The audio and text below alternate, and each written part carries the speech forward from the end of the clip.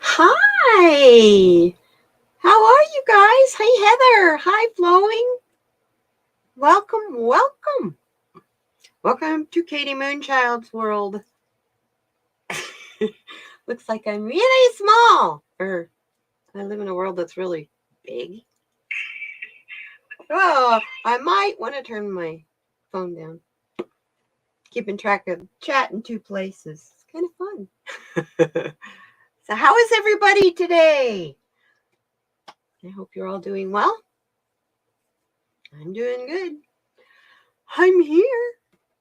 Isn't that half the battle? I woke up this morning and I opened this eye and then I opened this eye and I went, 2 miracles! I can get up because I could see. I kind of tend to start my morning that way. Manasa! Welcome, my dear. Welcome. Oh, thank you. Actually, it's a tapestry, to hang on your wall. Good old Amazon. I got the green screen. If you use a card, when I'm holding up like a card and it has green in the background, the green disappears and you can see the background through the card. So it's a pain in the butt. So I had to turn off the background. Well, that takes all the fun out of it. I don't want to just have plain green back there. So I decided, let's find something fun. And I'm all about plant medicines. So we've got Lily of the Valley. We've got Lily of the Valley and crocus and giant. There's a big giant mushroom right here that has a doorway and a window and critters live in it. And then there's a house right here. And a little path that's behind me that goes up to the house. That's fun. There's a bigger path that goes all the way up past that little booth. It's supposed to go. This is called Mushroom Castle. Kind of fits with me, One time somebody accused me of living in a world of unicorns and kittens, and I went, you betcha. Don't get too close to my unicorn because it's love to kick you in the ass. And they were like, oh, yeah, I live in a world of unicorns and kittens. My spirit guide is the black jaguar. My animal spirit guide. So, yeah, kittens.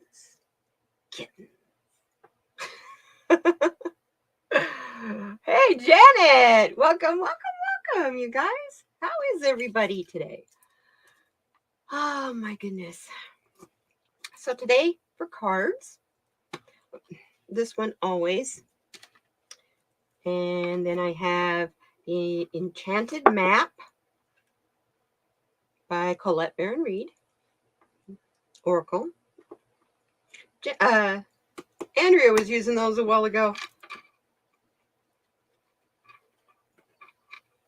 And then in my special bag, this bag I've had for a long, long time, but it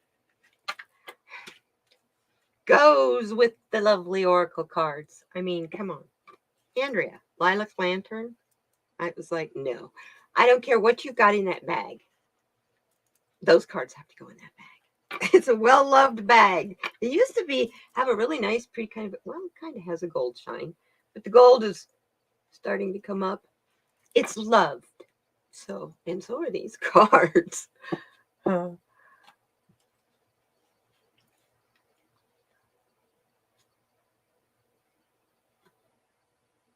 Yes. Yeah. You've got 9 of her decks. Yeah, I think I've only got, I was looking the other day in my Amazon wish list. I think I've only got 2 of her decks in there when I actually want all of her decks and her books. There's an Enchanted Map book that takes off where the cards leave off. And these cards, I use these cards every Saturday. And today I was like, oh, what Oracle cards do I want to use? And I was like, oh, yeah, I could do that. And I was like, well, I could do tarot instead of Oracle. And it's like, no, this is an Oracle reading thing. So I was like, map always works. We were looking for guide, right? So map one always works. And then I woke up this morning with Andrea's cards calling me. So could be because little secret. Oh, I'll tell you. I'm making a deck too. I decided no sense in trying to teach a class until I actually went through the process. So far I have 30 of them made. I have 60 planned. That's so far a deck of 60. However, some of those may, you weed out ones that might just don't quite work and stuff. So yeah, I'm having a lot of fun with them. Every morning after I put out on Instagram, I put out my, card of the day every morning. And then since I'm on my laptop, I'm like, feeling kind of creative. So I go into Canva. That's where they're all hanging out. And try to see if I can, at least make 4 at a time. Well, night before last, which makes no, but this is what I do when I get in creative mode. I lose all sense of tracking of time and space. I did that. I started at like 11 o'clock with my card, 11 p.m. with the card of the day for the next day. I was tired. I didn't, I wanted to go to sleep and not have to get up at 3 or 4 to put that card out. And so I thought, well, I'll just get it ready. And then all I got to do is half awake, post it. And oh my goodness. So I sat down and I went, well, let's start with a back. Let's design a back. Boom. Then I went, no, let's go into notes and come up with your sentiments. And before I knew it, I had the chakras. I had yes and no. I had the thing I posted yesterday. I don't know if you guys saw it at the Light Workers Pledge. Just all this stuff started coming. And the next thing I knew, it was 5 o'clock in the morning. And I had 20 some cards done. So I agree with Andrea, I think they hit Debbie that way too. When they start to come, oh my goodness sakes, it is definitely a download of your computer. Stony Baker, hey, you made it. See, I told you would. Hi, Faye. Ah, you got a selenite. Cool. Oh, awesome. Hey, Faye, congratulations. I've never showed you guys up close my pendulum. This is my pendulum. It's an amethyst, and that's copper. And I got it on Amazon. I want to recommend for your first time getting a pendulum, if you can, go to a physical, metaphysical store. Faye, smart lady. When you walk, if they have pendulums hanging in a case or, sometimes they'll hang them on tree branches and stuff. When you walk by, kind of walk by them slowly, you will notice some will move. Okay? Those are the ones you consider. The ones that move the most are the ones that you ask to hold. You hold them over your hand, and you shouldn't necessarily have to program them. You ask it what is yes, and it will move. You ask it what is no. Pendulums pick you.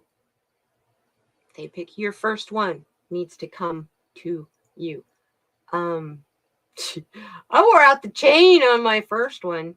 I think I have it on a piece of paracord. It doesn't. Hey, Moss. It doesn't have to be, anything special. You can use any necklace, by the way. It just needs to be something that swings. It doesn't have to be a stone. It can be out of metal.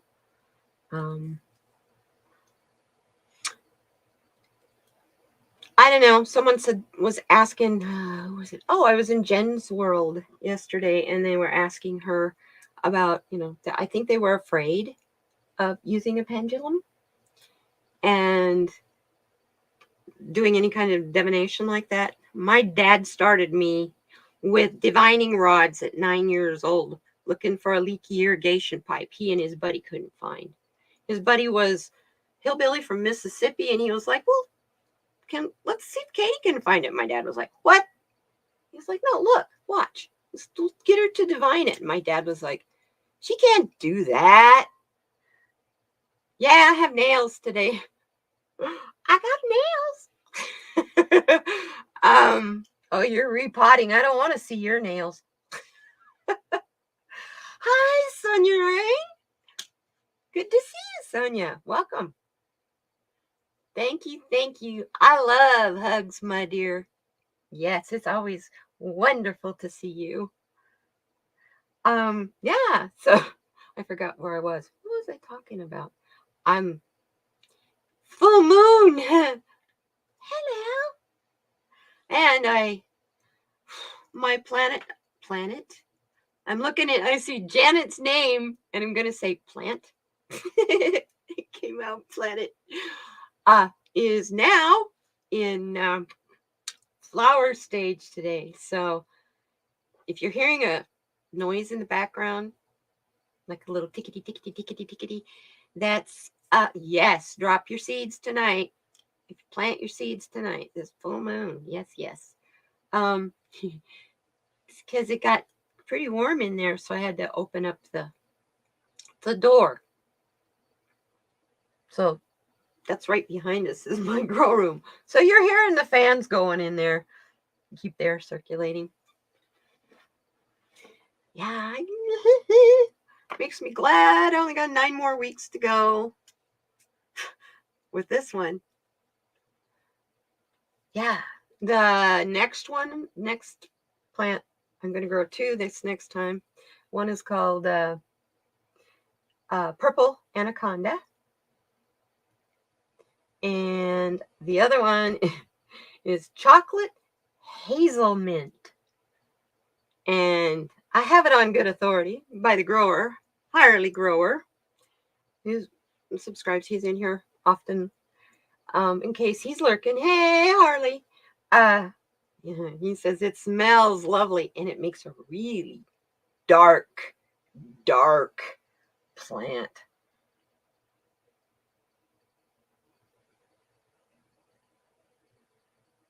I'm trying to keep up with the chat. Yes. Stony Baker MD. No, Stony Baker is a he. Yes, Harley, Bearded Bud Brother. Let me try that a little slower. Bearded Bud Brothers seeds. Genetics. Hey, Stony Baker MD genetics are awesome too. That's the one I'm growing right now. Pregnant hooker. And you're right, Stony. When she decides to stretch, holy, she's, just like lettuce. She's bolting. So bearded Buzz Brothers. Yeah. I'm wondering if I should top it again. But then I do that, then it slows down yeah. Oh, and a while ago, because it was hot in there, I opened the door. It was like, oh my goodness, she's already got a lovely, lovely skunky fragrance. And there's no buds yet. No flowers yet. Obviously not. It's only been since 6 o'clock this morning. So the lights haven't even turned off yet. Top it will, huh? Okay. Cool.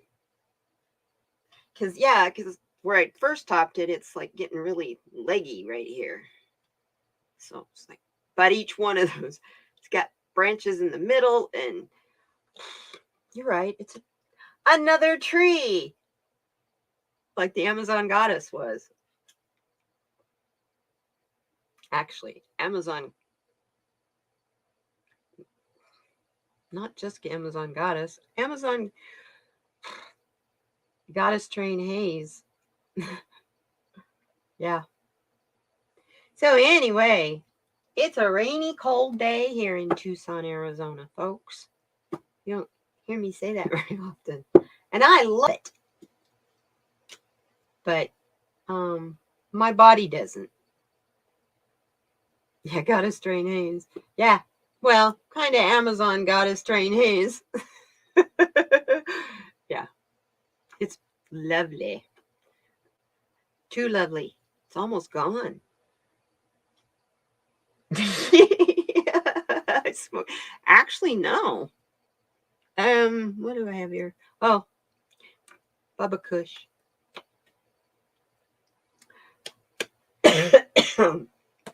No, but I don't forget Shiroy. The tree. Sorry, my incense just went down my throat.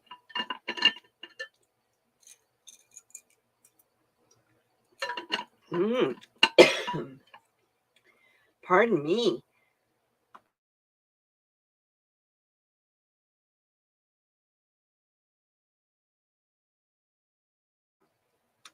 Okay.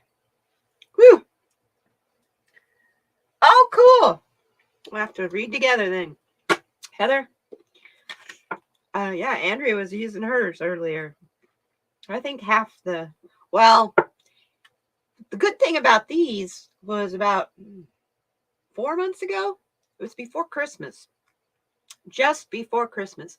Hay House had these for $11. That's why I got 3 decks of hers.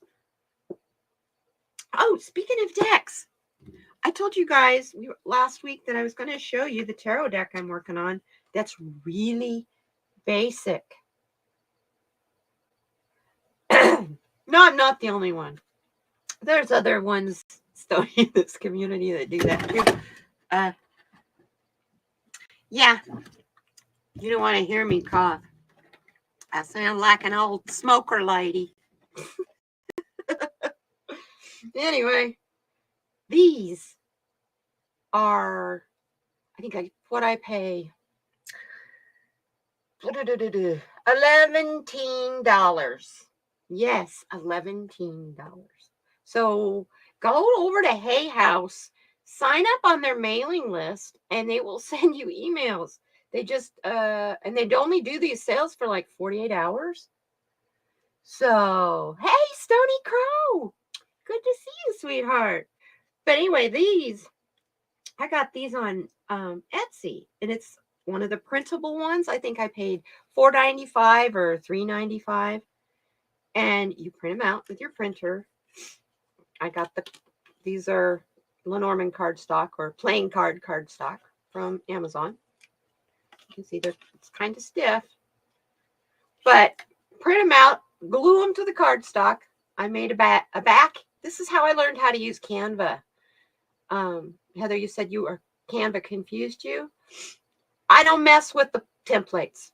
I start with a blank one, and I go in and I put a background, and then I go in and I find a cool picture, and I put that in there, and I just build up from there. But like, see how simple that is? That's the Magician card. You know, for beginning tarot people, High Priestess.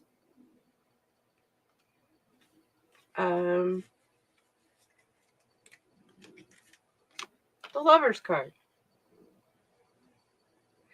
I mean, really easy.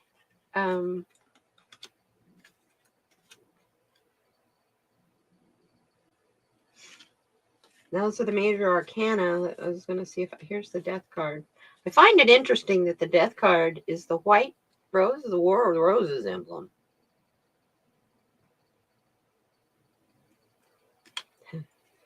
And Temperance. When I hear Temperance, I don't necessarily think of an angel. I think of prohibition. And then look at this. 2 goblets. The Devil card's kind of cool because it's not really dark, or it shows everything that matters, you know. You got you snowed. You're chained to them. The tower. So yeah, star. Almost like Lenormand. They're so basic. I really liked them. And the thing that's really cool is I asked her, I told her I sent an email to the girl that designed these and told her I had a YouTube channel and an Instagram channel and that I do card readings and that did she mind if I did them online? She's like, of course not. So I will get the link and make sure I put the link in the description in case you guys want to try it. Here's the like Ace of Wands, Six of Wands. No messing around with the Roman numerals. See, that's the Page of Wands. I love this one, Queen of Wands. Why would I like that? So they're great for if you're wanting to learn tarot. I haven't rounded the corners on these again yet. Ace of Pentacles. So that's, there's lots of different options that you can do. Oh, here's the Fool card. Once again, the White Rose of the War of the Roses. And I thought, I get really frustrated with decks sometimes because you just want a simple yes or no. So I make yes or no cards in my decks. Depends on whether it's upright or reverse.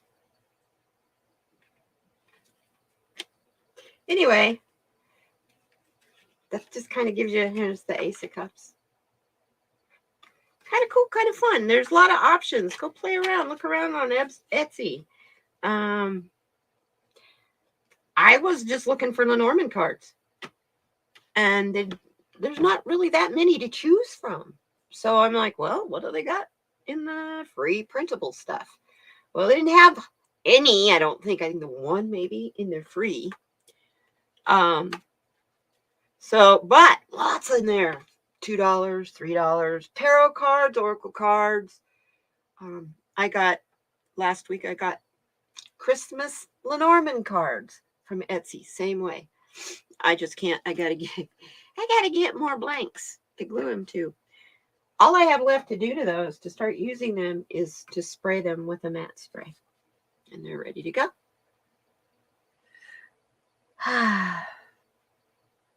Oh, you think of, oh yeah, Temperance from Bones. Yeah. That's that was a good show. She's a good actress. Everybody in there, that was good. David Boreanaz. I liked him in Bussy. So, goodness, it's so good to see everybody. You're techie challenged. I used to hang out with techie people in the early 1980s. I mean, like really strange techie. Pen pocket nerds. And guys that retired by the time they were 30 because of the programs that they wrote and invented. And yeah, and they all live in Seattle, Bremerton, Redmond, all up in that area. Most of them didn't end up down in Silicon, no. So that's kind of interesting. But anyway, yeah, I didn't want anything to do with computers in those days. I was like, are you kidding me? But that was back in the day of COBOL and Fortran and punch cards. So you typed everything in, including your commas and your print periods. Everything had a card. You were great. As long as those cards stayed in order, your programming worked. But God forbid you dropped them.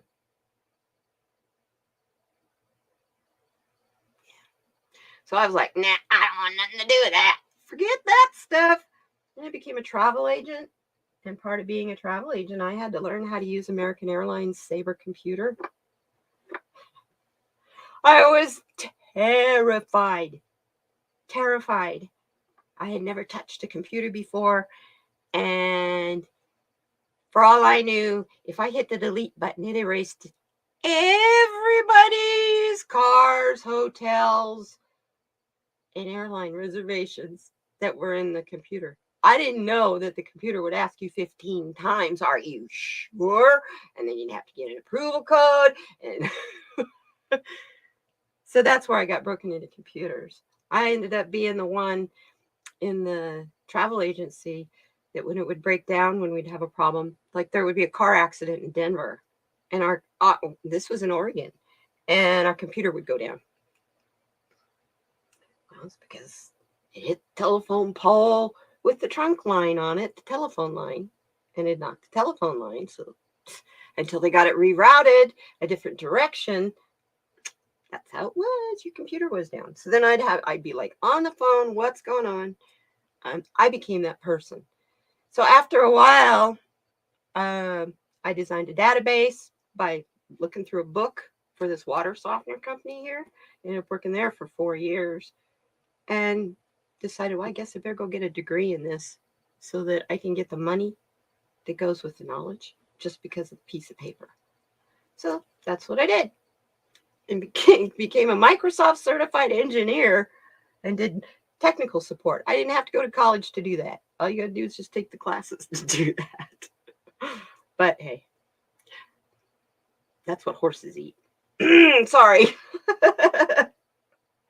I used to say that word so much, those two words, but hey.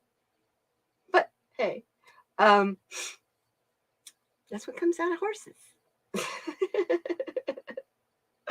That's what I used to have to tell myself to break that habit. That's called mirror work. If you guys have never been involved, all in what you tell yourself about yourself. You look in the mirror and go, oh my God, you look awful today. Go back to bed. Or do you get up in the morning and go, yeah, time for a cup of coffee, go wash your face. Get your cup of coffee, you go wash your face. And then you go back to the mirror and you go, you did it. You're ready to go. You look great. You're ready to hit it. Whether you believe that or not, you tell yourself that every day. And every time you walk by a mirror, you go, you look great. You believe it after a while. It changes your patterns. And it doesn't make you arrogant or, dial up. Oh, Faye. Yeah, that's my day. Yeah. I always liked it when it would get stuck, just talking back and forth and not get anywhere and make all that noise, and then you'd have to turn your computer off to disconnect. I always used to scare me because I used to think, oh, who's in my computer? Somebody's in my... No, it just wasn't connecting. Or when the fax machine, that's the one I was like, oh, that's the one thing I'm so glad I have one. The old fax machines. I got a fax machine. Hey, mirror work. If you can't look in the mirror and like yourself,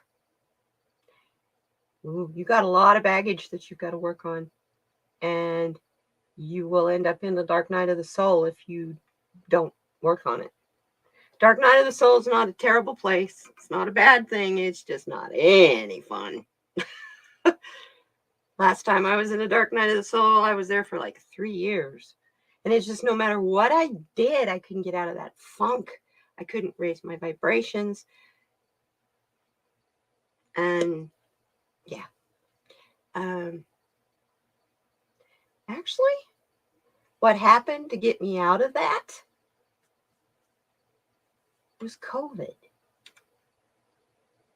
Because I realized what I was doing was relying on my friends around me because I didn't have family to lean on. I always thought I needed somebody to help me, hold me up, And COVID hit, and hello, I am here. I don't have a spouse or someone with me here. So it didn't hit me quite as hard as it did everybody else because this is my life anyway. I'm home 99% of the time. There's no reason for me to go out unless I need something. And if I need something, I get on the bus. Everybody goes, why don't you own a car? I'm like, so I can use it once or twice a month? It's harder on a car to sit than it is to use it. So, I mean, all the gaskets and stuff dry out. And so my father trained me on it. My dad wanted a boy, and he got a girl. I had a psychiatrist ask me one time, so what do you think your opinion of your father's of you expectations are of you? And then I went, oh, that's easy. Change my oil in a white lace wedding dress. No confusing messages there at all. But that perfectly summed up our relationship too. Yeah. I was supposed to be this pure, virginal thing, but not mind getting dirty and down in there in the muck with the men and whatever. But if the men were around, they better not cuss around me and my dad here. And I was like, Daddy, I'm joining him. You don't have to do that. No, I never cussed around my father. He just slapped me up silly for doing that. Women don't do that. He didn't hardly cuss. So. Yeah, I got my potty mouth after 2004. No, I always had it. I just didn't cuss around you. So anyway, yeah, been there, got the t-shirt. I swear by, the mirror work is everything. When it was really tough was when my husband, was in a deep, dark depression to go through the dark night of the soul. Oh, wow. So you were both in a dark place. Wow. Because I'm such a on the outside person, jolly, I might be cracked and broken and crying inside, but chances are you're not going to see it on the outside.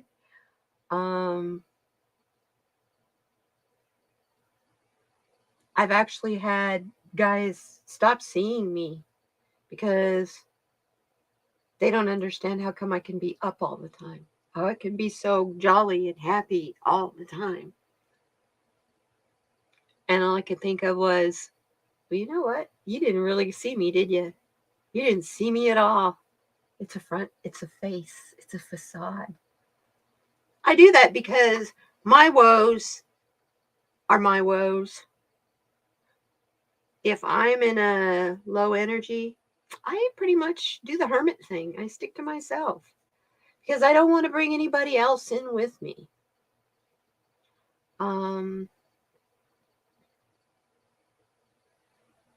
Where you have the situation where someone is going through the dark night of the soul, and as a spiritual advisor, you want to help them, you want to guide them.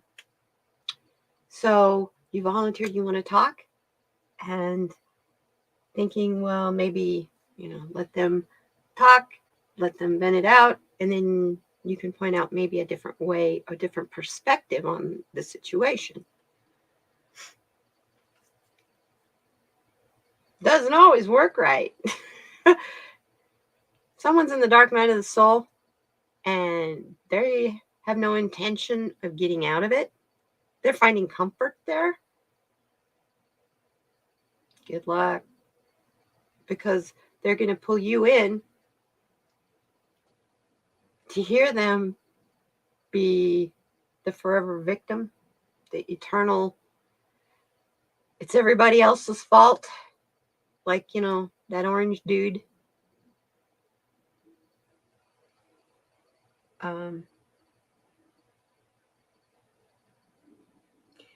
A lot of people out there like that. A lot of them. No, it's not a place. I don't fear going back, but then I'm very strong spiritually. I know who I am. The last 2 years, that's the rest of the story on that. But everybody goes into hot lockdown, and it was so quiet because the cars were not there. And the animals were loud. It was great. All I could think of was to the rest of the world, welcome to my life. Because that's me. I stay home. And as people started getting a little more and more used to being it, I'm going to watch this movie, or I would giggle and think, yeah, people used to wonder and ask me, God, what do you do with your time? Believe me, I keep very busy. You find things to do. You make things to do. If you're not a creative person, you figure out something to do, like how to do a 2,000-piece jigsaw puzzle. You're being creative when you do that because you're finding a solution by fitting the pieces together. It's awesome. Yeah, see, sometimes that's the other thing I was thinking. Sometimes if one of you is in a dark place and the other one's in a really high vibe place, that's bad too. So it's that harmony, and that's why it's so important to love your spouse, your significant other, love them with open arms, just because, number one, you can't control them any more than they can control you unless you turn your control over to them. Myself personally, finding out that over the last 2 years that I didn't need to rely on anybody to bail me out of anything. Everything's been great. As a matter of fact, I'd learned how to manifest. And it's exciting. It's once you figure out that the universe is on your side, has your back, you get where you're not so afraid of failing, making a mistake. With me, only reason I don't like mistakes is they're embarrassing. Okay? What is that triggering? Your ego. It's not triggered. It's not a heart thing. That's a head thing. That's the eternal liar, your ego. We all have to have it, though, believe you me, because you can't go into fight or flight without ego to get you there, to make that judgment. Whoa, that's going to kill me. Boom, go. You got to have your ego. You just got to know how to use it. Hi. Yeah, I'm still live. Oh, yes. I was over there. Was it yesterday? Yeah, it was yesterday. I don't get to go there very often anymore. There's always something going on. It was good though, Kat, to notice that I'm still a moderator. Actually, I'm going to do her book art media today, because I was just telling these guys I'm making oracle cards, and that will be the best way to kick my butt and get them done. Although, night before last, when I started making them, I did 20 of them. I worked on them all night long and didn't even know it. So I started at, I think it was 11:56 when I started, and it was 5:21 when I was like, oh my gosh. And the only reason I noticed was because I had to go to the bathroom. I hadn't moved or anything. I sat with my laptop in my bed and just went, ooh, this is fun. Oh, how about this background? We could put this in the back. And this, oh, I like this sentiment. And it was just like coming in. It was great. It was fun.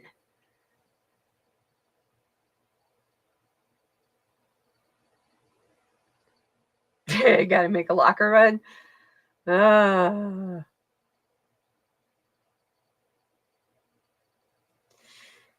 Yeah. Decluttering is creative. And I need to do it really bad. Really bad. But I made a decision yesterday. This was my new moons. You know, this new moon is the new moon to tell the universe very specifically, not new moon, full moon, specifically what you want. The more specific you are, the faster you get what you're looking for. Okay.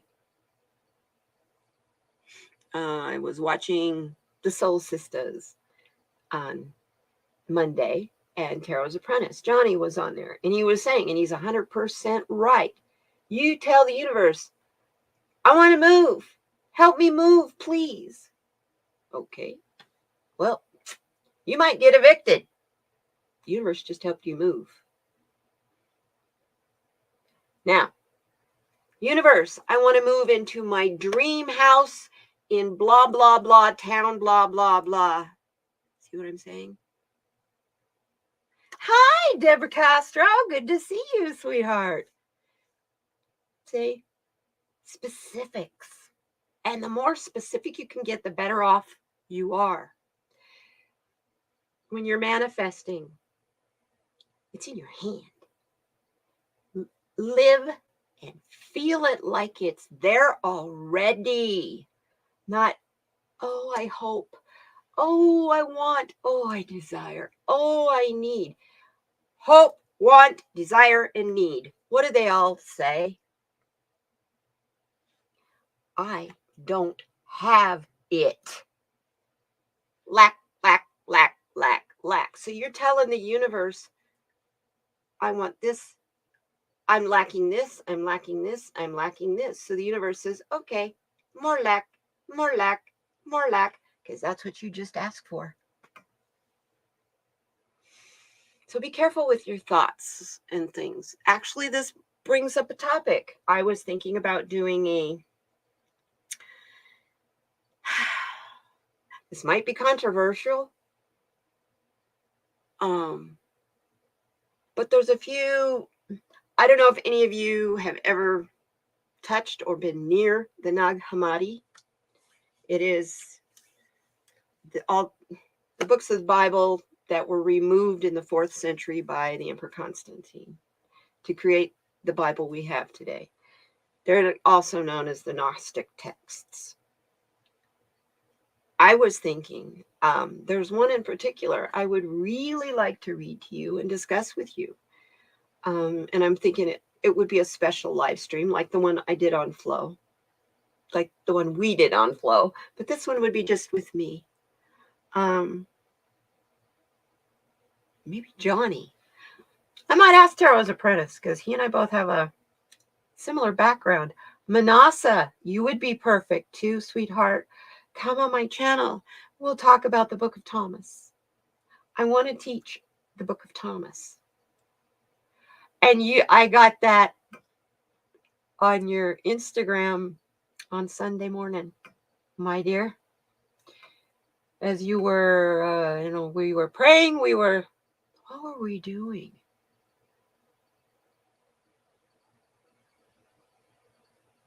We were focused, that's for sure. And I heard loud and clear, you need to teach the Book of Thomas. Okay, I will do that because that's one of my favorite. That is how Jesus taught the disciples how to manifest by description of the law of attraction, almost word for word. They removed that from the Bible because if you think about that, you don't need, if you can do that, why do you need a church? Why do you need to give tithings? Why do you need the pulpit and the person behind the pulpit to tell you what to do? You see? Oh, yes. In the gospel, we could do that too. I have the Nag Hammadi, okay? I'm going to get it for you. See if I can fall down. It's a well-loved book, let me tell you. Where'd you go, baby? You were here. There it is. Right?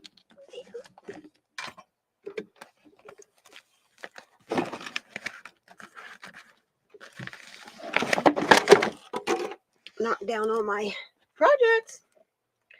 It's a well-loved book. As you can see. Yeah.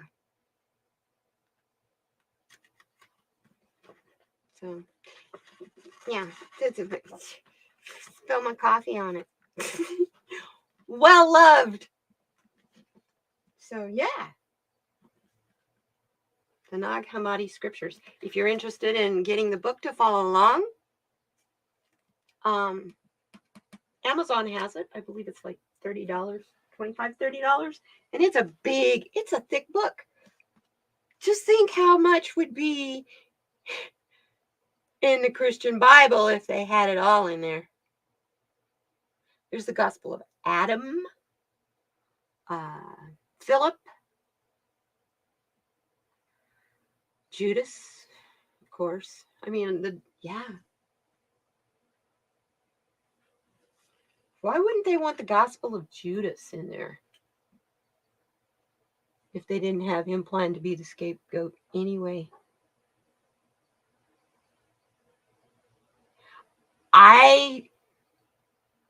He taught what I teach. It's not that I'm saying that he was the Son of God or anybody holy, but he taught how to manifest. He taught how to be magical. He taught how to get what you want out of life. And you don't get it by saying, they wanted a bad guy. And he was a kind guy. And he pushed love and kindness. And he wouldn't let them fight back. You know? Kind of like, crap. Fibromyalgia brain is bad today. Yeah. Yeah, there were two Judases. They also don't make it very clear family lineage. It's in here. You know, like who were Jesus's brothers that were disciples? Things like that. $23. Yeah, I think that's what I paid. I thought it was like $25, $23. Cool, it's on sale. Interesting. Yeah, and it's in one volume. It's edited by Marvin Mayer. It gives you the scripture parts, like the death prayer of James. There's the martyrdom of James, one of Jesus' brothers. So it gives you a little more of a, with this in it, he was human. Now he's not even, I don't know what they push now, but we won't go down that road because I have a real strong feeling about that. They ran me off.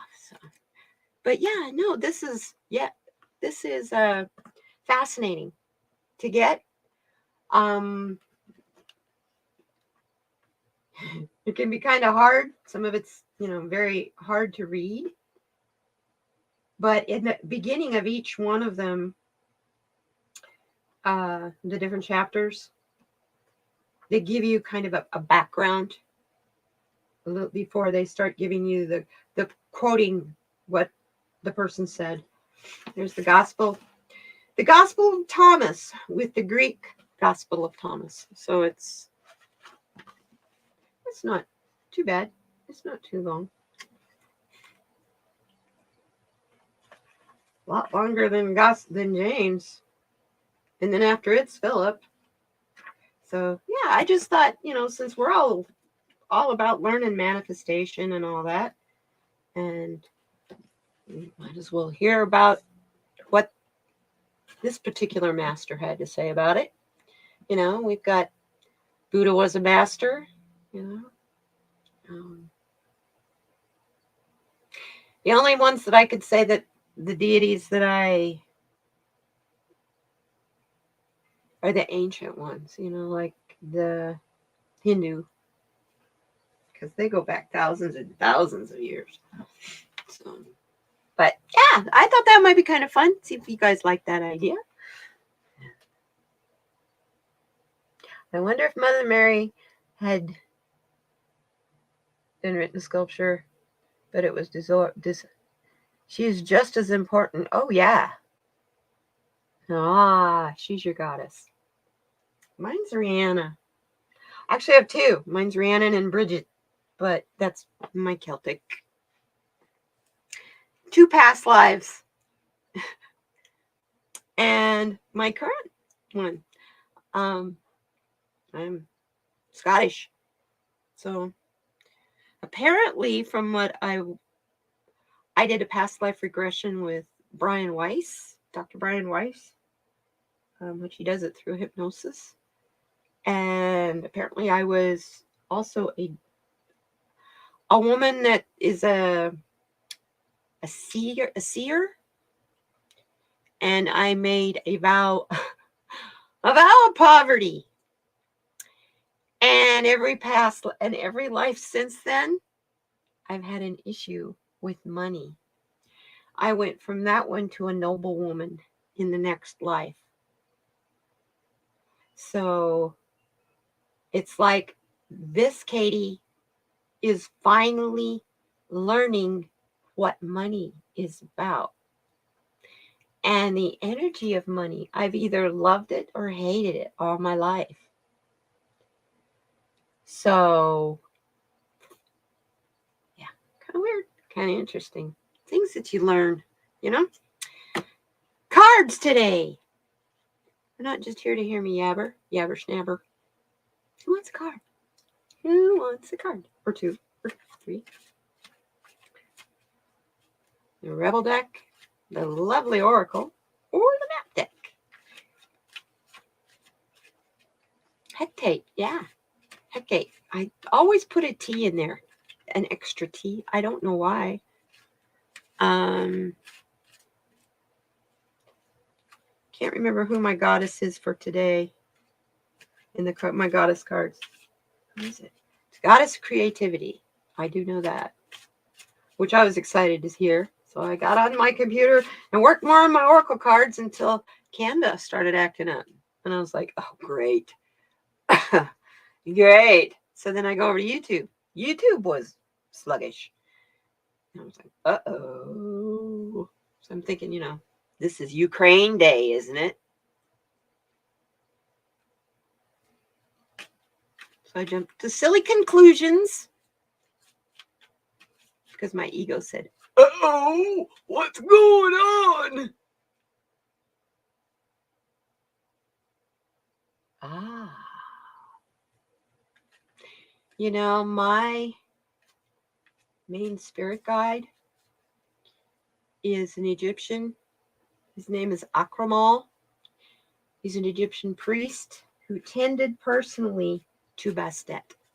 He tends to Bastet in the afterlife. Tell me why I like cats. They're everywhere in my life. They're everywhere I turn around. And that there's a little stray black kitty I'm trying to still catch. But it's starting to come into I have a screened in back porch, and one of my security doors that's on it drags the ground. So I can open it just enough for a little kitty head to fit in there. So no coyotes or bad things you can run in there and hide. So at least, I put a bowl of food out and I put a bed out, and if it only wants to live here outside, it's okay. I just needed to provide a safe place for it. So yeah, it's up off the ground where it's not all cold, and that particular, I would love a cat in that particular patio because I have Arizona pocket mice underneath the pavers on that patio, which is destroying the patio because it's not a concrete slab, it's just the pavers. So, yes, Akramal is my spirit guide. Kind of was scary first time I saw him. But I'm safe. Let me tell you, I'm safe. He's about 9 feet tall and black, like a black cat, jet black. Hair, skin, everything. Except his eyes. Golden eyes, and the outer edges of the iris of his eyes are red. And it glows. So he's got these red rings that glow. And his voice is so deep that when he tells me something, there's no doubt it's him. And yeah. I feel it at the same time as I hear it. It's just like super powerful.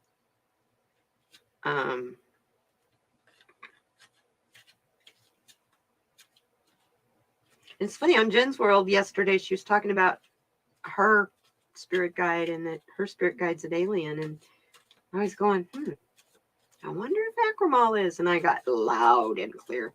No, I was not brought here.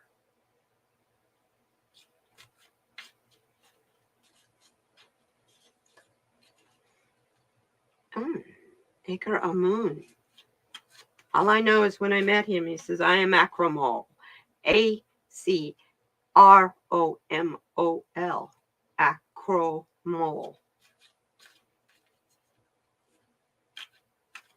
Oh, spirit guides. Yeah, they're fun. I got a bunch. The one that's the closest to me, and I'm looking over here because she's standing right here.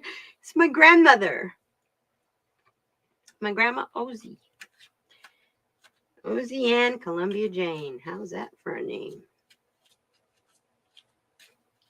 She came through on Lionsgate. I guess she could see I was struggling. I needed a mommy figure since my mother had passed away. And my mother was having fun with my dad. They hadn't been together since 2004 when he passed away. So,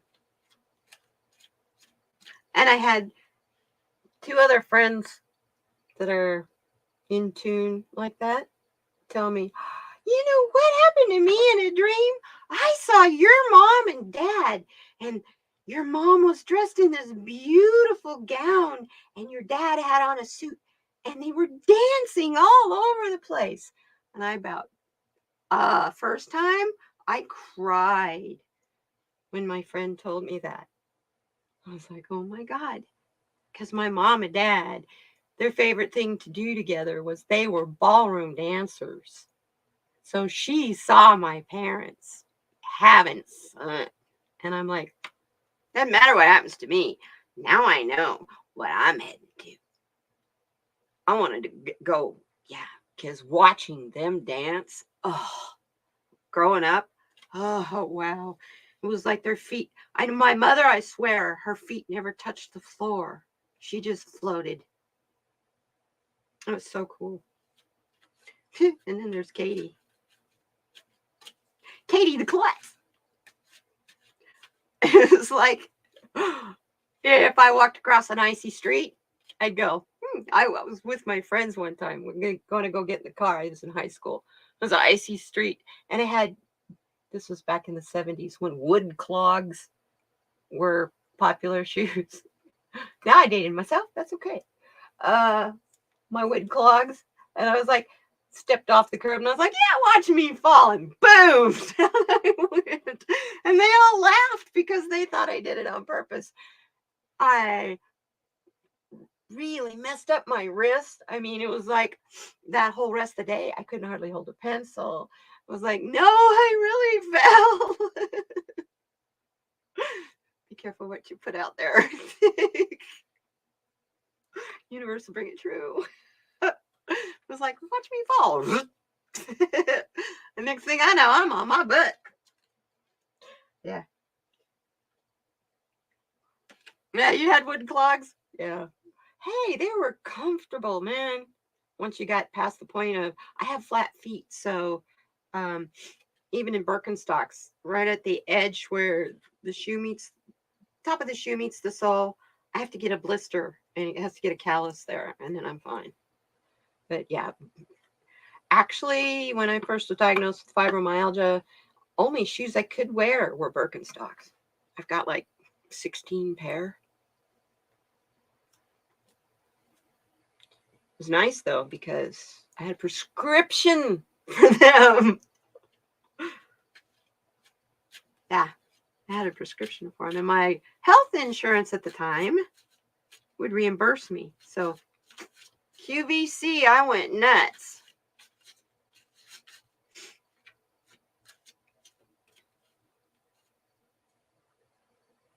And then I thought I saw Crocs, and I thought, ooh, spongy Birkenstocks?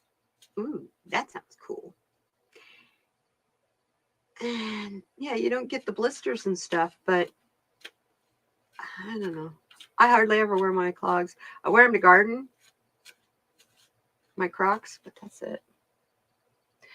You know, my aunt was the same way, Heather. My aunt had fibromyalgia too, and the cork was too hard. She couldn't handle it. It hurt too bad.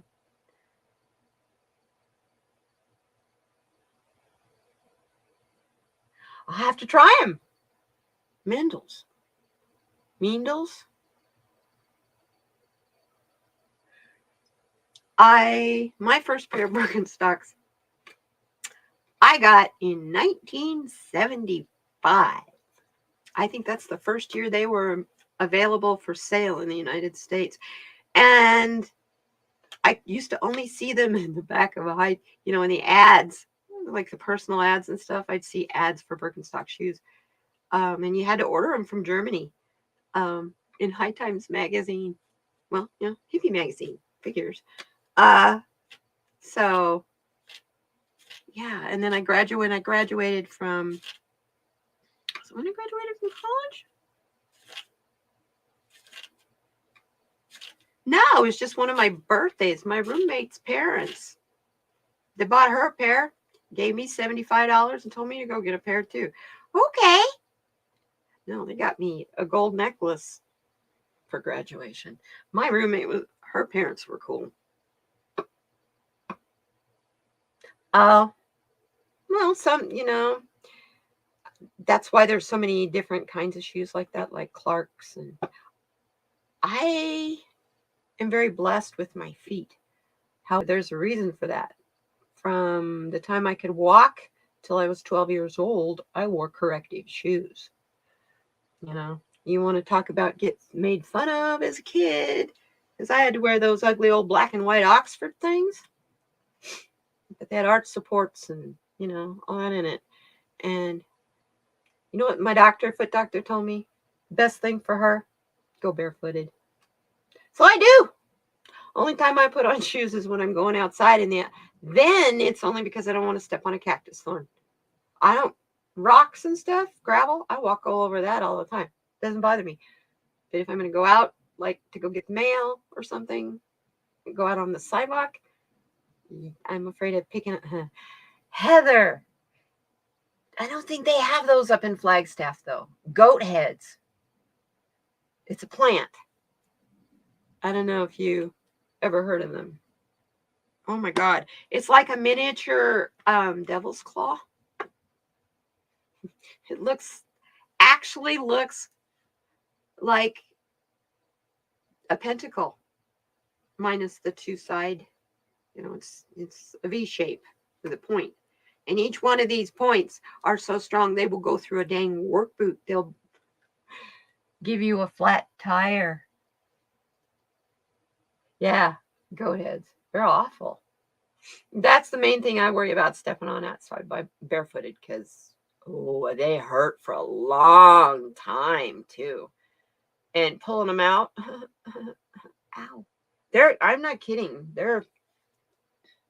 I'm looking to see if I got something that's easily as big around as this paintbrush.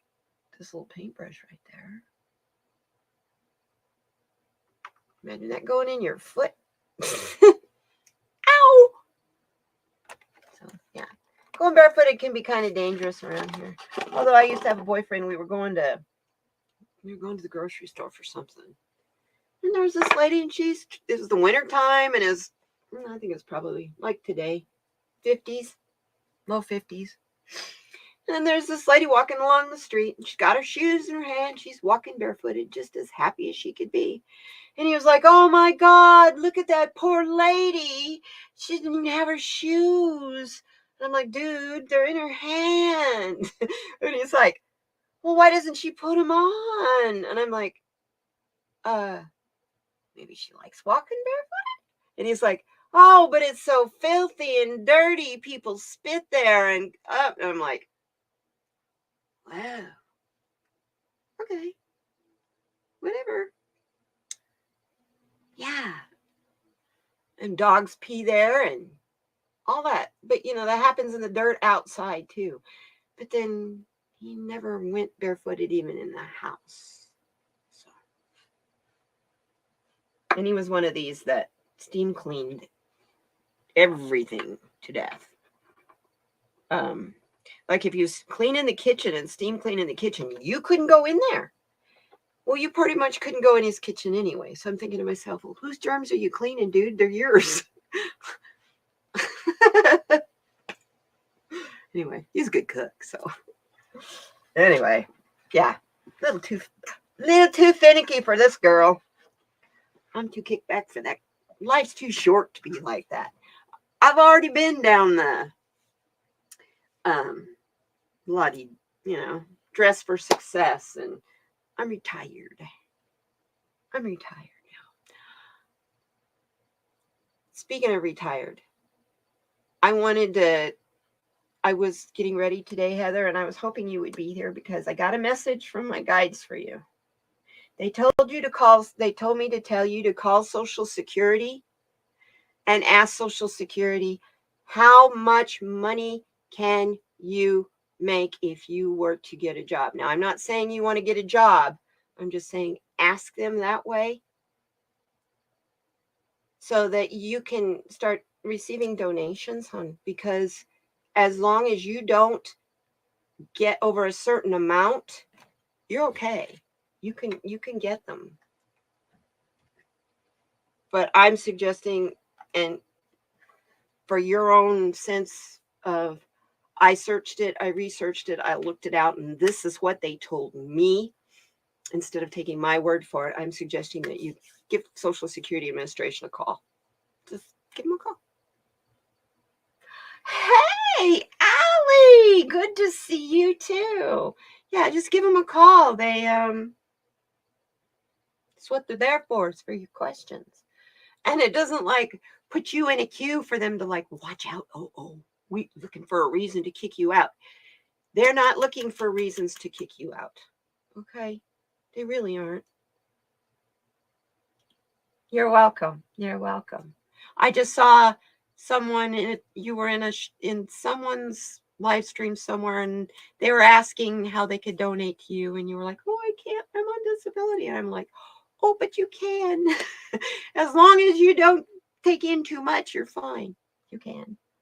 So it's good to see you, Allie. Welcome, welcome. And myself, I have any questions like that, I go to the source. Because that's what that phone line's there for. You might be on hold for 3 hours, but they also have, Social Security does have, where you can have them call you when you could pop up in the queue.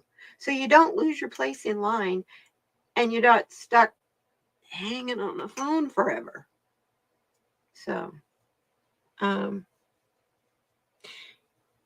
yeah. I would have to say the only people that I wouldn't call right now about anything is the IRS. Between taxes and the mess that they've been left to sort, I wouldn't go there. I had to deal with them during lockdown. I got my identity stolen. First month of lockdown. Someone tried to get unemployment in my name, which when I got the rejection letter, I about died laughing because I haven't worked since 1998. don't quite qualify for unemployment. Haven't for a year or two. And then it hit me. Oh, shit. Someone has applied with your name and your address because I got the rejection letter. They didn't. So then I got to checking around and looking around. Yeah. The first stimulus check was sent to a bank account to my name, and it wasn't me. Somebody in New York City. I've never lived on the East Coast. I've only visited it like once. I went to Miami. Yeah. So here I am. I'm like calling the IRS. This is what happened because I had to wait to get that letter with the golden signature on it saying that it got paid, but I never got it. So that I could get the phone number, that special phone number that you could call if you had a problem. Otherwise, no one would give you that phone number. So I called. And they were like, well, we'll put a trace on it. And they put a trace on it. 9 months later. And I got 2 more stimulus checks after that. So what it did was it alerted them that I had, gotten my identity stolen. They didn't tell me what to do after that. Do you go to the credit bureaus? What do you do when your identity gets stolen? Where do you turn? What do you do? I went to YouTube and I found a video that told me first place you go before you go anywhere else is the Federal Communication, the FCC. They have a website that is strictly for this purpose. It tells you step by step, according to the information of what you put in there, what your next step is to do, who to contact, what you need to make copies of. Wow, I got goosebumps.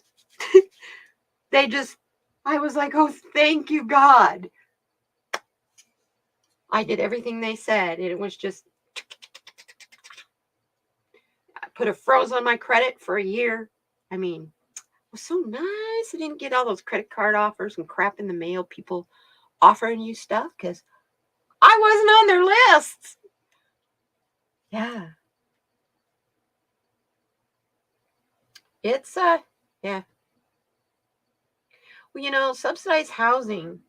I get the Section 8 housing. I understand that. And I understand that once you get on the waiting list, and once you have that roof, that space, don't make waves. Because getting back on another list to get to another place. I understand where you're coming from on your place, hon. But it's good that you're saying fuck it, because when you do that, you just released it. You just released it to the universe, telling the universe, I need to move. Fuck it. It's yours. It's yours. Yeah. Oh, thank you, Allie. Oh, I do. I actually do readings too. we just we take off on chat tangents. I don't usually have a big plan, although I did promise you guys last week that I would show you my scratch board and stuff. And I came across one more painting that I have to show you. This is my sweet love. I do portraits, only one of people, but I do love to do them of animals. This was my Smoky girl. That is pastel. And I'm sorry about the glare, but there's no way I was going to take it out of the frame to show it to you guys.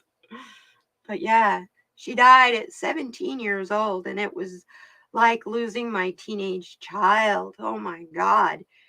When I had cancer, she would sleep. I stay in the recliner 90% of the time. And my recliner has one of those padded parts that goes between the foot and the seat. And she would just lay there between my legs in that padded part and sleep and stay there with me all the time. All the time. First time I ever had an animal companion that I can really tell you was my soulmate. It was horrible when she died. She left such a big hole that it took 2 Maine Coons to fill. 2 half Maine Coons to fill. I don't know what I'm going to do when they go. I guess I'm going to have to get bobcats. I don't know what the heck. Oh, hey. 2 streets over. Right around Thanksgiving. No, it's just at Halloween time because I remember thinking, oh my God, kids, trick-or-treating kids. My next door neighbor saw a mountain lion 2 streets over. He was in his car. The mountain lion crossed the street in front of him and went down in between 2 houses, in the space between these 2 houses. And the guy was working on outside on the opposite side of the house of where the mountain lion went through, the cougar went through.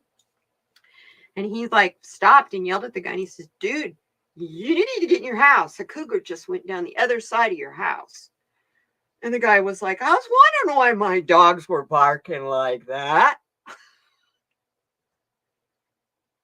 A mountain lion. You dude. Hello. I was wondering why my dogs were. Yeah. Yes. Yeah, I know. I was like, dude, he was up on a ladder. Apparently, he wasn't too concerned. Maybe he hadn't had his coffee yet. I guess it was like before 8 o'clock in the morning. I don't know. All I know is my neighbor Joe drives one of those little Honda CRVs. Yeah, and it's a hybrid. And he was showing me where the cat came up to. The cat's back came up to on his car because he wasn't sure if it was a bobcat or a mountain lion. And I was like, dude, did it have a long tail or a short tail? He's like, really long tail. I went, it's a cougar, dude. That wasn't a bobcat. First off, a bobcat's not even half the size of a cougar. We have those in this neighborhood. They live in the neighborhood. But the cougar, he had to have come from the mountains. It was pretty dry then too. They come down. We have in Arizona, they call them washes. I guess if you live in the Smokies, you live in Kentucky, places like that, they call them hollers. They come, except a holler has tall trees and stuff. We call them a wash because the only time they have water in them is when it rains. It washes through. Yeah, kufur. Yeah. Dog meat for lunch. No kidding. No kidding. Yeah. So those washes are the rest of the year, unless it's raining, they're basically a freeway from the mountains down into the city. So we get bear, we get mountain lions, we get, yeah. Oh, lots of coyotes, but coyotes live all over in the city, urban coyotes. The extreme people. Yeah, the extreme trickster. Coyotes are kind of cool though in a way. I was talking about the difference between wolves and coyotes and how, coyotes don't need a pack. Coyotes are opportunists. Coyotes eat almost anything. So, yeah, cougars. Well, I told you guys my cougar story. That's how I found out that I'm an animal communicator. Cougar told me. Cougar called me an idiot.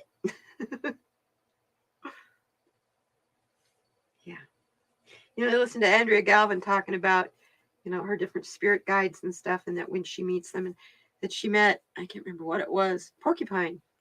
And she wasn't impressed. And the porcupine was like, "So you're not impressed with me? Don't you know the damage I can?" And she's like, "Oh my God, it's reading my thoughts." Well, that's the way I was with this cougar. All I did was put my hand on the window. It's in a Arizona Sonora Desert Museum here. It is like a cross between a natural history museum and a zoo.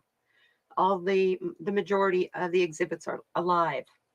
They're living, and they're all the animals that live here in the Sonora Desert. So the cougar lays up on this rock, and there's big thick plexiglass, big round window that he lays probably 10 feet from. And there wasn't anybody around. I'm taking a friend there, and she was on her cell phone. Wasn't paying any attention to anything, so I just thought, I'll just go in and check on him. Go see if he's up close. And well, he was right there. So I put my hand on the window and went, "Oh, hello, beautiful," like that. And he went, "You're a fucking idiot." I couldn't pull my hand down. I was like, "What?" He says, "Yeah, that's me. I'm talking to you. You can hear me. You've always heard me. Problem is, you didn't know it, and you need to be using it. We need your ass." And I was like, "Okay. How do I do it?" He says, "You've always done it. You know how." Okay. And every time I'd say okay, more tears would flow down my cheeks. I couldn't bring my hand back until he was done. Then he yawned, got up and turned around and laid the other way, and I could pull my hand back. And I was just like this, all over. Just all over. People had come up behind me during that, doing, enjoying themselves, talking about the cougar, what they just saw before, come and gone. I didn't hear them. I only heard him. And then I heard a paper rustle. And I looked over. To my right was his keeper. And she looked at me and smiled, and she says, "He talked to you, didn't he?" And I was like, "Yes." She's like, "He does that to me all the time." She says, "And I have the same reaction you're having right now, every time." So, yeah, that was quite an experience. I didn't sleep at all that night because I just kept hearing this voice telling me I was an idiot, and then I got to thinking about animals. I've always had huge compassion for them, and I've always had knowledge of them that I don't know where I got it from. Biology classes, zoology classes, I ace those, no problem. How come? Where did this come from? And then I'm like, oh my God, he's right. He was right. So now, if it didn't cost $25 to get into that place, I would be there every weekend hanging out with that cat till he got where he'd probably tell me to go away. Yeah.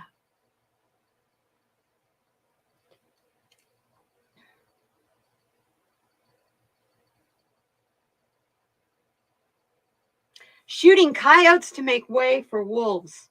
That makes no sense, considering for eternity they've always coexisted. What the hell?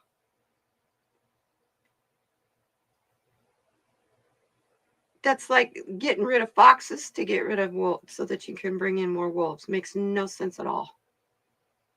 You need all three. It's the damn balance, people.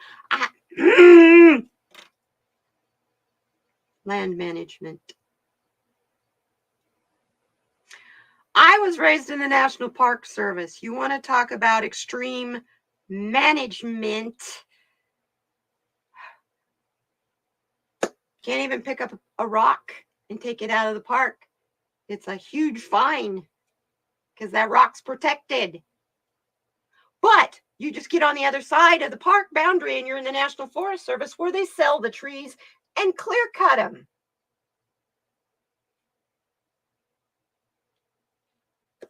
Like I said, land management.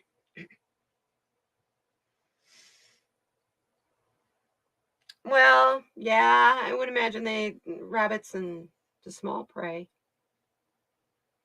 But coyotes eat bugs and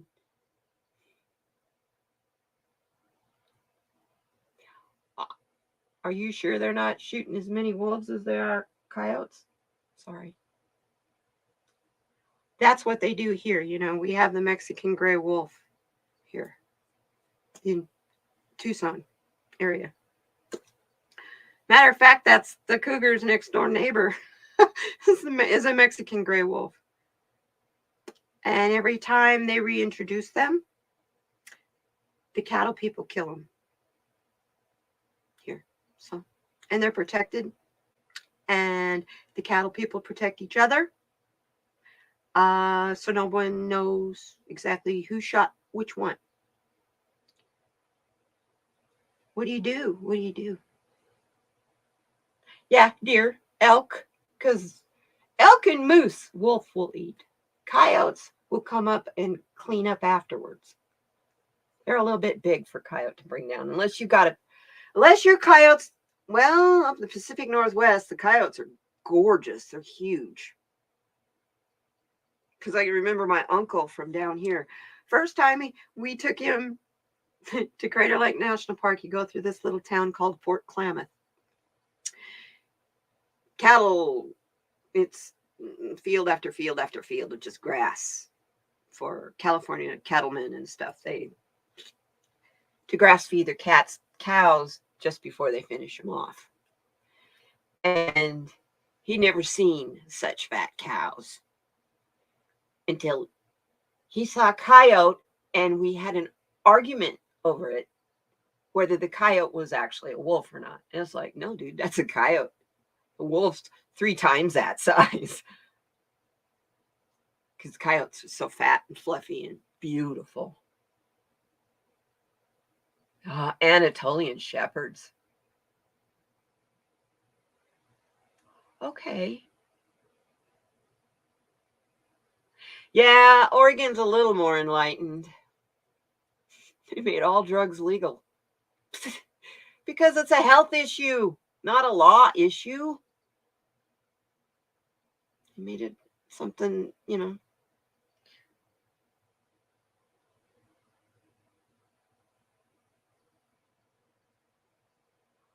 Okay.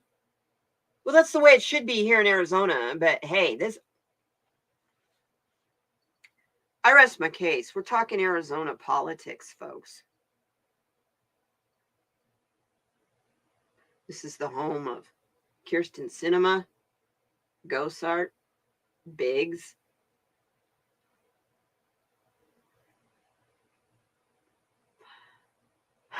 And the one fake electoral came right out and said, yeah, I signed that. Yeah, he was up in Phoenix. So it's not a surprise that the Mexican wolf's having a hard time getting a hold in Arizona. I think they got a little bit better in New Mexico. Because there's still lots of very, very, very wild places in New Mexico. Arizona, there's just too many people here. Unfortunately. Now you get up on the Mogollon Rim.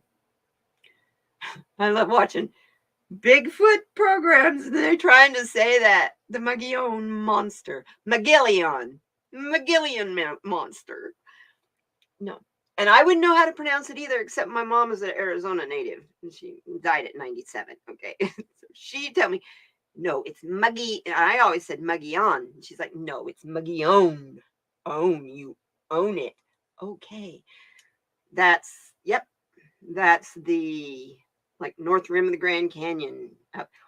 Our most potent summer storms come off of that ridge.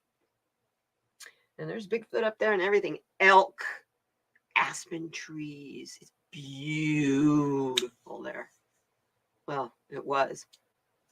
First year of COVID, we had 2.26 inches of rain in 11 months. That's it. Our normal average is 13 inches of rain. Yeah, I live in the desert, but I don't live in the Sahara. You know what I mean? Wow, it says there's 0 person in here. 0 persons in here.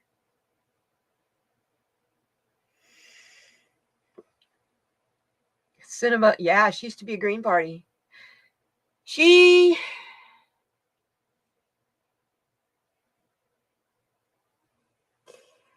No, I don't think she did it to get back at the Democrats. I think she literally saw the money that the GOP was raking in and decided, hell, where's my part of this? I want in on this. And that was it. She got bought. They bought her. I never liked her anyway, though. Only time I liked her was because she was campaigning for Mark Kelly. I've talked to him personally, face to face. We went to the same podiatrist. Okay, I've sat in the waiting room and talked to him. I've talked to him in the elevator. He's a very nice human being, extremely easy to talk to.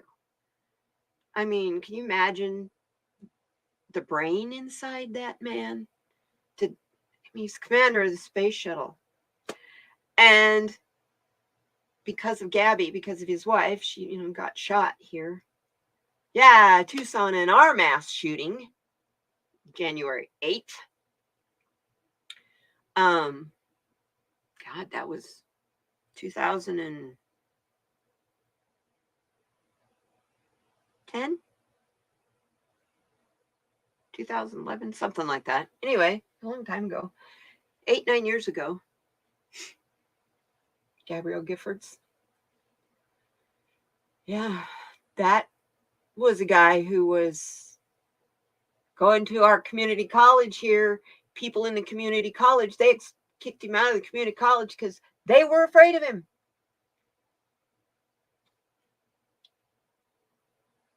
He has his own parents, his own family couldn't deal with him. They were terrified of him. And the thing that we were all going, how the hell did he get a gun? He bought one used. Arizona has very lax gun laws. Open carry.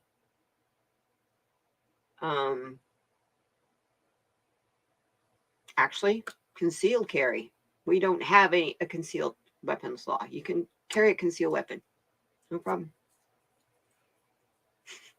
Hey, OK Corral is back. Yes, I love Gabby. Mark is a really incredible person. I met him, and then they came out with the book that they wrote together after she got shot. And he reads it on Audible. And I was like, that is what I want, love. I want nothing less. Nothing less. Someone who is that. I mean, a lot of guys would have gone, oh, God, and run. And he never left her side. That's a twin flame relationship. That's not a soulmate. There's a difference.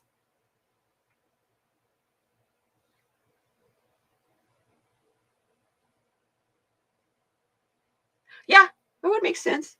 That you must always have one in the chamber. If you're going to carry it, you're supposed to be that. Yeah, they want you to pull it and use it. Arizona, like I said, I'm not kidding you. Tombstone, Arizona has stricter gun laws than the state has. They still have the laws from when Wyatt Earp was marshal. You go to Tombstone and you have a gun, you're supposed to turn it in at the courthouse. It's illegal to carry a gun in the city limits. And I giggled like that. Unless you're in one of the reenactment groups that's always doing the tourist, shootout at the OK Corral. Because they're shooting blanks. But they're the only people that are allowed to even wear a gun, have a gun in their possession in the city of Tombstone. And it's been that way since Wyatt Earp. And it's kind of interesting because Tombstone's 21 miles north of the Mexican border. So if the border was so dangerous, why didn't they change that law in Tombstone and make it so that you could carry a gun like you can everywhere else? You can carry a gun downtown Tucson. Carry it in your purse. Carry it on your hip if you want to. Carry it in your bra. Sorry. I was watching. Oh, it's Jen Lynn, because she just came back from the Gem Show, which we just finished, And she was talking about different stones to get and the different sizes, with how big a pieces she's got available. And like, here's a piece of fluorite. I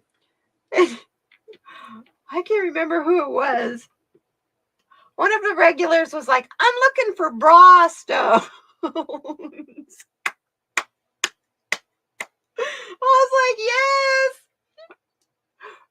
Why do you think mine are like this size? That's why mine are like this. Because when I'm needing them, I put them in my bra, or I use this. I have one of those spiral deals.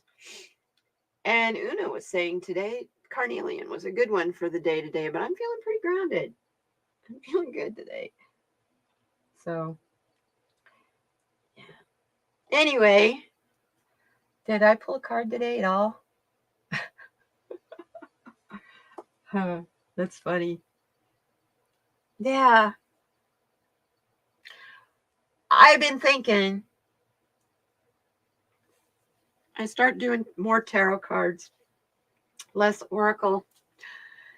And I start doing more collaborations. I will be reading on politics. So I guess I better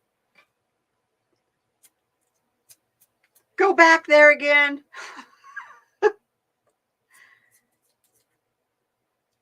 Ugh. Yeah. What was I doing? Oh, I had just finished posting Sunday. I just finished posting my card of the day Sunday morning. And I get a thing pops up on Instagram from George Takei. And it's a picture of Putin. And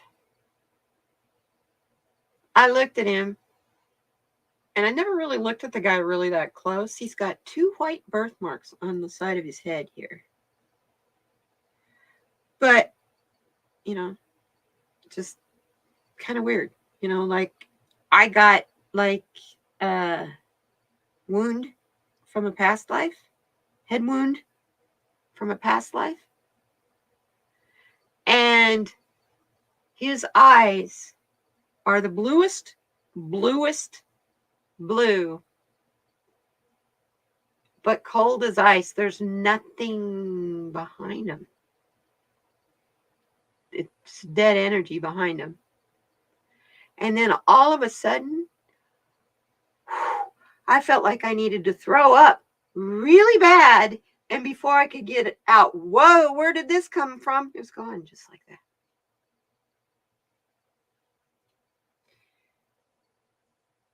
So after much thinking and asking my guides, and I am getting,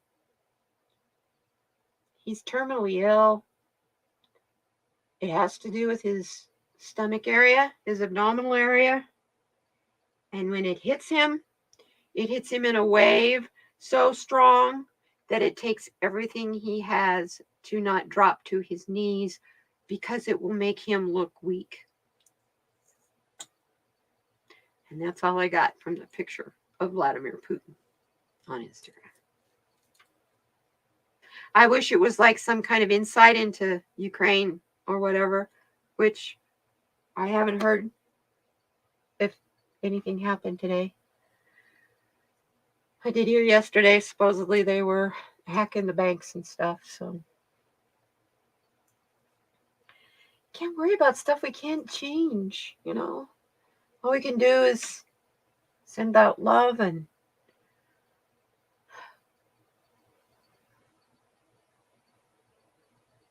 feel the heart hurt.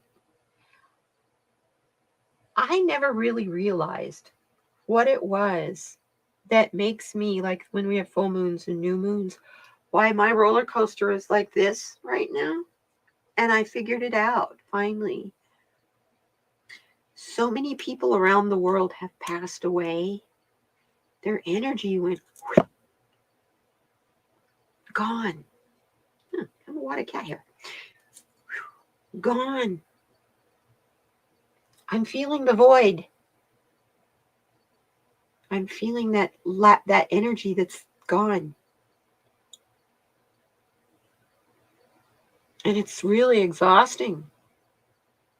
Because along with that void goes the grief of those left behind. So that's why I'm really particular about what I read on. I love reading on stuff for you guys individually. Because I love to connect one-on-one with you. So, yeah. So, got some collaborations coming up. And first part of March. That's not for me to say. This is not on my channel, but I'm so excited. I can't wait. And I have decided that I am going to do more live streams talking to different card readers. Anybody out there that's watching that's interested, Allie, I would love to interview you all on what is flow to you. Let's keep this flow dialogue going. It's so important. It really is. Knowing and understanding what it is, how to use it. When you're out of it, how to get back in it. When you need to step out of it for a few. Because you do need to do that too. Like we were talking about mirroring earlier. No, don't run from mirroring. Don't run from your dark side. Because you run from your dark side, you're stuffing your feelings, you're hiding your emotions. You need those feelings and emotions to process what you need to process to heal. Whatever it is that is causing that darkness. That's all the darkness is. It's your fear, it's your apprehension, it's your doubt, and it's your lack of self-worth. That's why I say when you come to a mirror, say, damn, girl, you look good right now. Just every time you walk by a mirror, God, you look good. Doesn't mean you have to stop and primp and da-da-da-da-da. Just, God, you look good. As you're walking by. And after a while, you'll giggle. And the next thing you know, holy crap, I'm not in that dark place anymore. Oh, I think I was going to show you before I go anywhere. I mentioned Scratchboard. Let me get them out here. I mentioned Scratchboard. This is Scratchboard. Masonite with black ink. Underneath the black ink is a white plaster. you use very sharp tools to etch a design into them. Here's one. Oh, that one's already colored. I don't want to show you this one. This one. Use white chalk like carbon paper. This is an apple. Whoops. Oops, if I hold it right side up instead of upside down.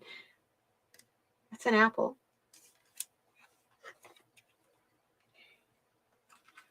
And here's the apple all done and color added to it.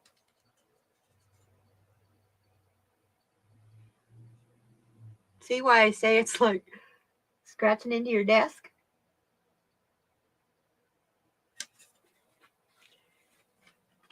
It's a lot of fun. It's not a cheap hobby, but it's a lot of fun. Show you the tools that you have to work with. They're mean. You can't use them on paper. It'll cut right through paper. So that you can't use what you get for kids, that foily paper that they put black on it and then you can etch that off. You can't use these tools on those because they're sharp tools. Sharp tools.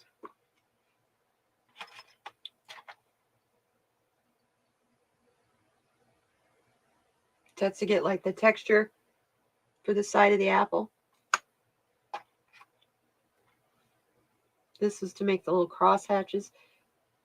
Those are, here, get it up in there. Thing here. Those are individual little needles. Pretty mean. Pretty mean. See, this one is also quite sharp on the edges. This is fiberglass. And believe you me, you use this for shading. You run that on your finger, it'll cut your finger. Fiberglass is glass. So, anyway, that's Scratchboard. And it's just like, remember when you're learning how to write in cursive? You don't even teach that anymore. And you had to use these screwy pens, and you had to hold it just right. I'm injuring myself again. I don't even teach that anymore. It's okay. I don't write full on in cursive anyway. Haven't for years. I print write. I think that's what a lot of us do. This is a bigger. I'm working on this one right at the moment. Been a long time though. I mean, it's like it's a work in progress that's not a current fast work in progress. I've started it.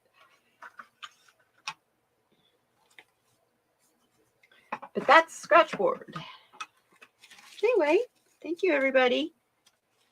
I'm going to go make me some lunch. I think I got to make me a pot of chili. It's cold here. Hey, I know I'm complaining. It's high of 52. For here, it was 80. 83 yesterday. 52's cold all of a sudden. It was gorgeous yesterday. Pretty Valentine's Day. Super Bowl Sunday was gorgeous. It was kind of a shame, being inside watching a silly ball game when it's such a pretty day. I sat outside in my garden, but then I'm not a football person. Anyhow, I love you all. Thank you very much, you guys. We'll see you next week. See you Saturday for Saturday Solutions. And where did you come from? You're not supposed to be able to be in here.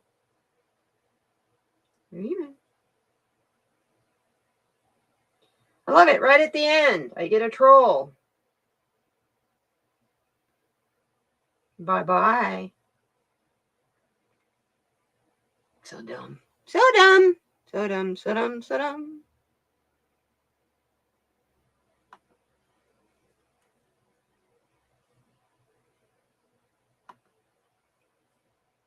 Anyway.